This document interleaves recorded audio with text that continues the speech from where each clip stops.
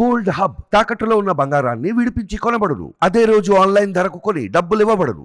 నమస్తే, welcome to మన TV. ప్రస్తుత రాజకీయాల గురించి మనతో మాట్లాడడానికి డాక్టర్ భరత్ రెడ్డి గారు మనతో ఉన్నారు. నమస్కారం సార్. నమస్తే అండి సార్, నిన్న చిలకలూరుపేటలో భారీ బహిరంగ సభ చూస్తే మనకి అంటే మోదీ గారు ఎప్పుడు ప్రసంగించేది వేరు, నిన్న సభలో ప్రసంగించింది సపరేట్గా అనిపించింది. అంటే అంత డెప్త్ అనిపించలేదు. అసలు ఎన్డీఏ కూటమి గురించే ఎక్కువ మాట్లాడలేదు, ఏదో మాట్లాడాలన్నట్టుగా మాట్లాడారు. అంటే ఇంకా వైసీపీకి సపోర్ట్ చేస్తున్నట్టుగానే అనిపిస్తుంది, వీళ్ళకి కూడా సపోర్ట్ చేస్తూనే ఉంటారు. అంటే రెండు పడల మీద కాల్ వేసినట్టుగా ఉంది. అంటే ఎలా చూస్తారు సార్ ఈ మాటలు? చాలా కాలం తర్వాత ముగ్గురు నాయకులు ఒకే వేదికపై. ఇది ఎప్పుడు చూసామంటే 2014 తెలంగాణ ఆంధ్రప్రదేశ్ విభజన సందర్భంగా అప్పుడు బీజేపీ టీడీపీ కలిసి పోటీ చేయడం జరిగింది. పవన్ కళ్యాణ్ వీళ్ళకి మద్దతుగా పోటీ నుంచి విరమించుకోవడం జరిగింది. బయట నుంచి మద్దతు ఇవ్వడం ద్వారా అప్పుడు అధికారంలోకి రావడం జరిగింది. అప్పుడు ఒకే వేదికపై ముగ్గురు కనిపించడం జరిగింది. అంటే దాదాపు 10 ఏళ్ల తర్వాత మళ్ళీ ఒకసారి ముగ్గురు ఒకే వేదికపై కనిపించారు నిన్న. అయితే ఈ పొత్తు గురించి మనం గత 2-3 నెలల నుంచి చూసుకుంటున్నట్టయితే అసలు టీడీపీ బీజేపీ పొత్తు ఉంటుందా ఉండదా, జగన్ తోటి అంతర్గతంగా ఒప్పందం, డైరెక్ట్గా పొత్తు గురించి ఎప్పుడు కూడా వాళ్ళు వ్యాఖ్యానాలు చేయలేదు. కానీ జగన్ కోరిక ఏముండే అంటే టీడీపీ అనేది ఎన్డీఏలో భాగస్వామి కాకూడదు అనే కాన్సెప్ట్తో పనిచేయడం జరిగింది. టీడీపీ ఏ విధంగా పనిచేసింది, ఎన్డీఏలో భాగస్వామి అయితేనే జగన్ను దెబ్బగొట్టవచ్చు అనే కాన్సెప్ట్తో పనిచేయడం జరిగింది. ఈ రెండింటికి మధ్యగా టీడీపీకి బీజేపీకి మధ్య సంధానకర్తగా వ్యవహరించింది పవన్ కళ్యాణ్. వాళ్ళ సీట్లు ఎక్కువ అడిగినా తక్కువ అడిగినా సర్దుబాటు చేసుకుంటూ తన సీట్లను తగ్గించుకుంటూ బీజేపీకి ఎక్కువ సీట్లు ఇచ్చి మొత్తానికి పొత్తు కుదుర్చడంలో 3 పార్టీలను ఒక్క దగ్గర చేర్చడంలో పవన్ కళ్యాణ్ కృషి ఎక్కువగా కనిపిస్తుంది. తనకు వచ్చిన ఎమ్మెల్యే సీట్లలోనూ 3 సీట్లు త్యాగం చేయడం జరిగింది. ఎంపీ సీట్లలోనూ 1 సీటు త్యాగం చేసి బీజేపీకి ఇవ్వడం జరిగింది. బీజేపీ కంటే కూడా జనసేనకు ఎక్కువ బలం ఉంది. మనం అవునన్నా కాదన్నా కానీ ఎన్ని గెలుస్తారో అనేది పక్కన పెడితే జనసేన నాయకుడు పవన్ కళ్యాణ్ క్రౌడ్ పుల్లరు. దాంతోపాటుగా కొన్ని జిల్లాల్లో బలమైన నాయకులు ఉన్నారు. ఒక సామాజిక వర్గానికి సంబంధించిన ఓటు బ్యాంక్ ఉంది. కంపారిటివ్లో బీజేపీతో పోలిస్తే కొంత ఎక్కువ బలమే ఉంది. అది ఎంత ఎక్కువ బలం అని మనం చెప్పలేకపోయినప్పటికీ ఎక్కువ బలం ఉంది. కానీ అయినప్పటికీ బీజేపీకి 6 ఎంపీ సీట్లు, తను కేవలం 2 ఎంపీ సీట్లు తీసుకొని 6 ఎంపీ సీట్లు, అంటే దాన్ని కాంపెన్సేట్ చేస్తూ ఎమ్మెల్యే సీట్లు ఎక్కువ తీసుకోవడం జరిగింది.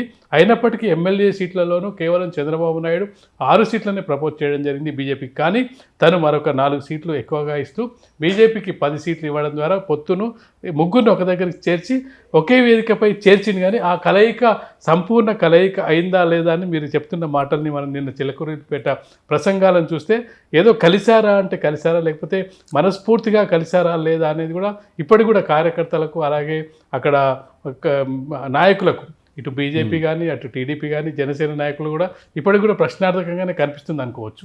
పవన్ కళ్యాణ్ గారు కూడా ఒక టైంలో అన్నారు, మధ్యవర్తిగా వర్తించడం వల్ల నేను చాలా కోల్పోయాను, నేను ఇప్పుడు రియలైజ్ అవుతున్నాను అని అంటున్నారు సార్. దీని గురించి మీరు ఏమంటారు సార్? కరెక్టే.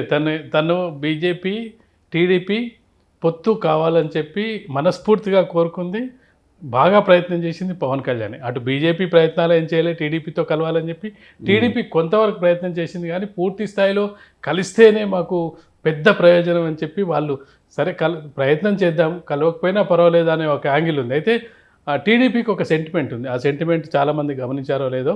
ఆ టీడీపీకి సెంటిమెంట్ ఏంటంటే ఒక 3 సార్లు బీజేపీతో కలిసి పోటీ చేయడం జరిగింది.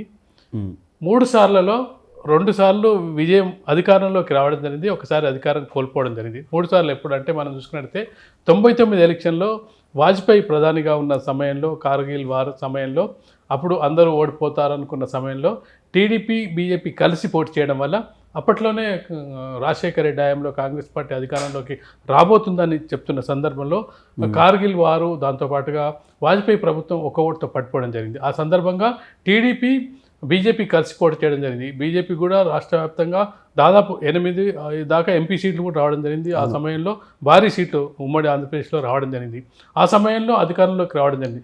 అంతకుముందు చంద్రబాబు నాయుడు అధికారంలోకి వచ్చాడంటే ఎన్టీ రామారావును దింపడం ద్వారా రావడం జరిగింది, డైరెక్ట్ ఎన్నిక ద్వారా రాలేదు. మొదటిసారిగా బీజేపీ తోటి కలిసి పోటీ చేయడం బీజేపీ ఉపయోగపడిందా, చంద్రబాబు బీజేపీగా ఉపయోగపడా సెకండరీ, బట్ ఇద్దరి పొత్తు సెంటిమెంట్ అనేది అక్కడ పనిచేయడం జరిగింది.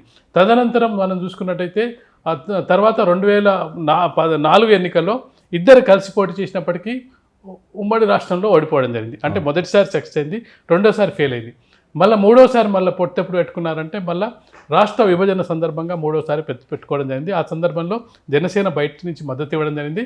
టీడీపీ బీజేపీ పొత్తు ద్వారా సంకీర్ణం కూడా ఏర్పడడం జరిగింది. బీజేపీకి కూడా 2 మంత్రి పదవులు ఇవ్వడం జరిగింది. కేంద్రంలోనూ టీడీపీ 2 మంత్రి పదవులు తీసుకోవడం జరిగింది. మూడోసారి సెంటిమెంట్ పనిచేయడం జరిగింది. ఇప్పుడు 4వసారి సెంటిమెంట్ పనిచేస్తుందా లేదా? సెంటిమెంట్ పనిచేస్తుందని టీడీపీ అనుకుంటున్న సందర్భంలో మరి మొదటిసారి పనిచేసింది, రెండోసారి పనిచేయలేదు, మూడోసారి పనిచేసింది, 4వసారి పనిచేస్తుందా లేకపోతే రెండోసారి లాగా అంటే ఆడ్ నెంబర్స్ ఈవెన్ నెంబర్స్ లాగా ఉంటుందా అనేది కూడా ఒక ప్రశ్న తలెత్తుంది. మరొక విషయం ఏంటంటే బీజేపీ మొదటి నుంచి కూడా టీడీపీ వీక్ అయిన పార్టీని మరింత వీక్ అయితే బెటరు, మేమే దానికి ఆల్టర్నేట్గా అయ్యే అవకాశం ఉంటుందనే ఒక దీంతో ఉంది. అంటే టీడీపీ ఇక మునిగిపోతున్న పడవ చంద్రబాబు నాయుడు కూడా ఇక వయస్సు పైపడింది. రాజకీయాల్లో మరో 5 సంవత్సరాల తర్వాత యాక్టివ్గా పనిచేయలేరు. లోకేష్ ఇప్పటివరకు ప్రూవ్ చేసుకోలేదు. కాబట్టి తదనంతర పరిణామాల నేపథ్యంలో పవన్ కళ్యాణ్ ముందు పెట్టుకొని మనం ఏపీలో ఒక శక్తిగా ఎదగొచ్చు. ఈసారి జగన్మోహన్ రెడ్డి వచ్చినా పర్వాలేదు, మనకు మరి నెక్స్ట్ టైంకి మరింత వ్యతిరేకత జగన్మోహన్ రెడ్డి మీద వ్యతిరేకత ఉంటుంది. ఆ సమయంలో ఆల్టర్నేట్గా లోకేష్తో పోల్చుకుంటే పవన్ కళ్యాణ్కి ఎక్కువ పబ్లిక్లో ఒక క్రౌడ్ పుల్లర్గా ఉంటుంది. పబ్లిక్ని గ్యాదరింగ్ చేసే శక్తి సామర్థ్యాలు పవన్ కళ్యాణ్కే ఉంటాయి. పవన్ కళ్యాణ్తో కలిపి మనం ముందుకెళ్ళినట్టయితే ఒక ఆల్టర్నేట్గా ఎదగొచ్చనే ఒక అభిప్రాయంతో బీజేపీ ఉండే. అయితే అభిప్రాయానికి పవన్ కళ్యాణ్ ఏంటంటే మరొకసారి జగన్మోహన్ రెడ్డి రావడానికి వీల్లేదు, అధికారం చేపట్టడానికి వీల్లేదు, ఎలాగైనా సరే ఈసారి జగన్మోహన్ రెడ్డిని దింపేయాలనే ఒక కృతనిశ్చయంతో సిన్సియర్గా, అంటే మిగతా వాళ్ళందరూ పాలిటిక్స్ చేస్తున్నప్పటికీ నాకు అర్థమైనంత వరకు అయితే పవన్ కళ్యాణ్ ఒక్కడే చాలా సిన్సియర్గా ఈ పొత్తుల గురించి జగన్మోహన్ రెడ్డిని దింపడానికి ప్రయత్నిస్తున్నారని అనిపిస్తుంది. ఎందుకంటే ఇటు బీజేపీతో వాళ్ళను ఒప్పించడంలో, చంద్రబాబు నాయుడుని ఒప్పించడంలో, చంద్రబాబు నాయుడుకు కావాల్సింది ఏంటంటే ఈసారి ఎన్నికల్లో గెలవలేకపోయినట్టయితే ఇంకా అతను రిటైర్మెంట్ తీసుకోవాల్సిన పరిస్థితి వస్తుంది. ఎందుకంటే దాదాపు ఇప్పుడే 80 ఏళ్ళ పైపడ్డట్టున్నాడు. తర్వాత వచ్చే ఎన్నికల్లో పార్టిసిపేట్ చేస్తాడో చేయడో. ఈసారి ముఖ్యమంత్రి అయితేనే నెక్స్ట్ తన లోకేష్కు భవిష్యత్తు ఉండే అవకాశం ఉంటుంది. కాబట్టి ఖచ్చితంగా కూడా ఏదో విధంగా గెలవాలనే ఒక రాజకీయ ఇది ఉంది.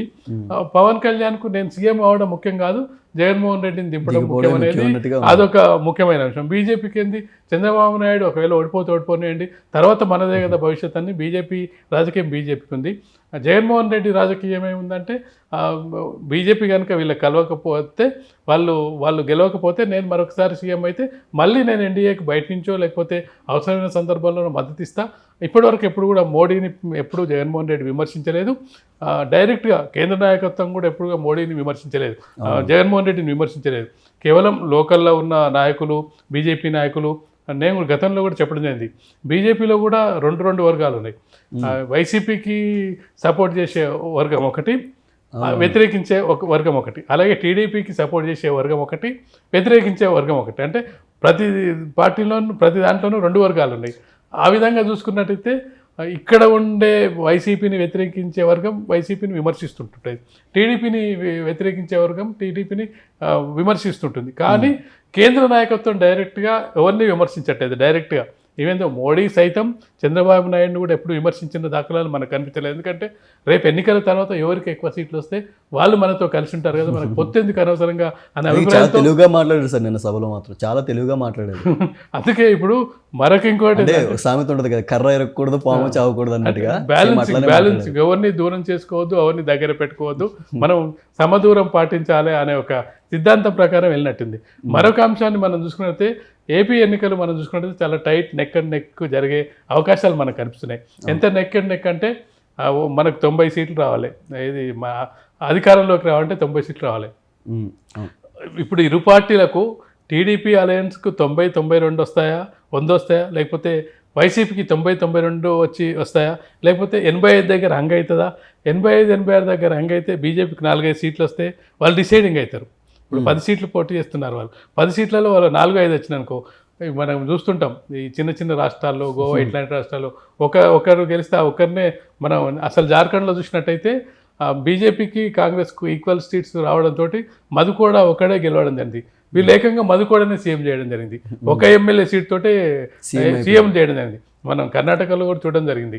కాంగ్రెస్ కంటే కూడా జేడీఎస్కి అప్పట్లో చాలా 30 సీట్లు వస్తే కాంగ్రెస్కు 80 సీట్ల పై సీట్లు వచ్చినాయి. బీజేపీని అడ్డుకోవడానికి ఏం చేశారు, కుమారస్వామికే ముఖ్యమంత్రి పదవిని ఇవ్వడం జరిగింది. అలాంటి సందర్భంగా ఒకవేళ ఈ బీజేపీ కనుక 4-5 సీట్లు వచ్చినట్టయితే అప్పుడు ఎవరికి మెజారిటీ రాని స్థితిలో బీజేపీ ఎటువైపు ఉంటుంది. ఇప్పుడు మీరు చెప్పినట్టుగా చాలా కర్ర విరగకుండా పాము తావకుండా చాలా వ్యూహాత్మకంగా వివరించారంటే రేపు ఏ విధంగా ఉంటుంది, హంగు లేదా టైట్ నెక్ అండ్ నెక్ ఉంటున్నప్పుడు వాళ్ళ ప్లాన్లో వాళ్ళు ఉన్నారు సార్. అయితే ఈ లెక్కను చూసుకుంటే ఖచ్చితంగా ఇప్పుడు వాళ్ళు 10 సీట్లలో ఒకవేళ 4-5 సీట్లు గెలిచినా 50% రిజల్ట్స్ అనుకోవచ్చు. జనసేన బీజేపీలకు ఇచ్చిన 30 అంటే కూటమిలో ఉన్నప్పుడు అలా వెళ్ళనీకి ఉండదు కదా సార్, అదొకటి మనం చూసుకోవాల్సిందే.